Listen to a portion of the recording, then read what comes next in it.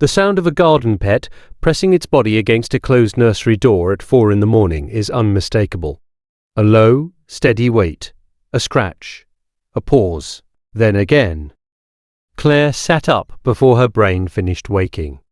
She had been an EMT for 9 years. She knew the difference between a pet that wanted attention and a pet that needed something. This was the second.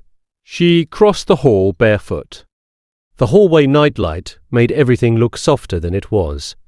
The garden pet was in front of Ava's door, not pacing, not whining, just standing there, head low, weight forward, eyes fixed on the wood. "Move," she whispered. The animal did not move. She pushed past, opened the door, and looked in. Ava was asleep on her back, cheeks flushed, small fist curled near the cheek.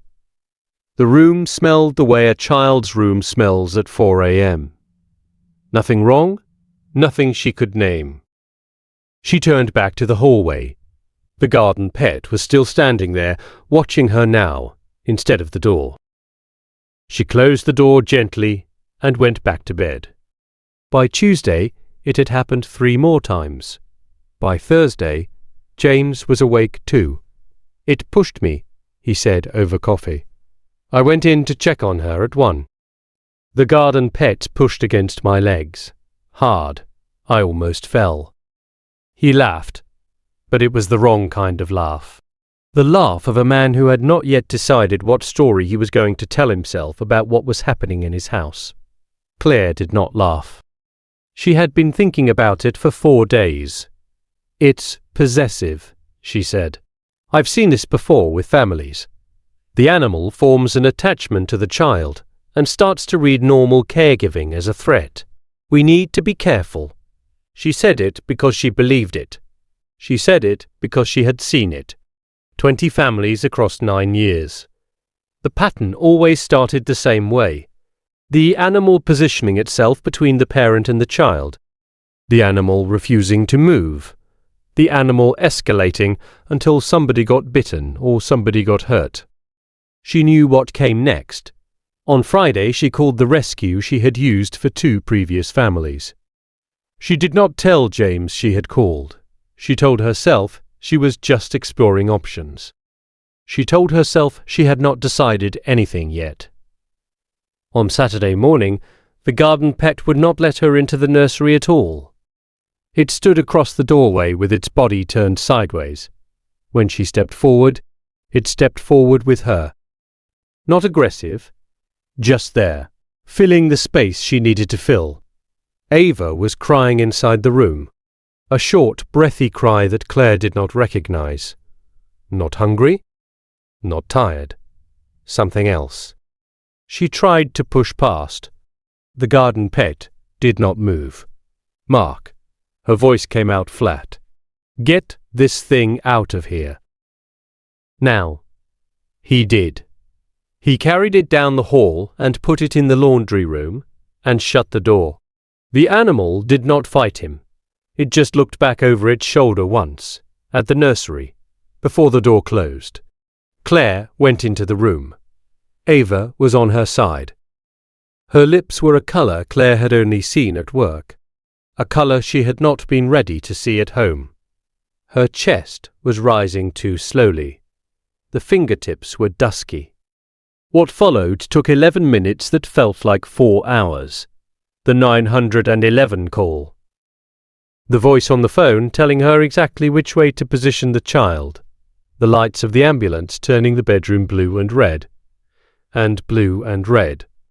The IV. The oxygen mask the size of Ava's whole face. In the hospital, hours later, the pediatrician at Children's Memorial sat down across from her with a chart in his hand. It was a silent RSV infection narrowing the airway 1 breath at a time, he said. Another 9 minutes, and we would be having a very different conversation. Claire did not cry yet. That came later. She just nodded the way you nod when you do not yet know what to do with what you have just been told. "Was she symptomatic before this morning?" the doctor asked. She thought about the door, about the nights. About the garden pet standing in the hallway at 4 a.m., with its eyes fixed on the wood, like the wood was a problem it was trying to solve. Maybe, she said. I think, yes. She drove home alone that afternoon. The car was very quiet. James stayed at the hospital with Ava. The streetlights were just coming on. She opened the laundry room door and the garden pet did not run out. It walked, slowly, the way an animal walks when it is not sure if it is still in trouble. She knelt down on the kitchen floor. She did not say sorry. She had not earned it yet. She put her hand on the back of its neck and let it lean its weight into her palm. The garden pet closed its eyes. That night, the door to the nursery stayed open. The garden pet took its position on the rug at the foot of the empty crib and did not move. Claire sat in the chair across the room and watched it. Sometime around 2 a.m. she stopped trying to stay awake. When Ava came home 3 days later, the garden pet did not perform relief. It walked over once, smelled the blanket, and went back to its rug. It had work to do. In the corner of the room, the small framed picture from the baby shower had fallen face down on the dresser. Claire had not noticed it before. She left it where it was. She had stopped needing things to look like anything in particular. The dishwasher hummed in the kitchen. Outside, somebody started a car. Ordinary noises. Ordinary hour. The ordinary part was what kept catching her by surprise. That the world had not stopped to acknowledge what had nearly happened in this room. The world did not know. The world would never know. Only she would know, and the animal asleep on the rug, and the small framed photo face down on the dresser that she had not yet decided whether to turn back over.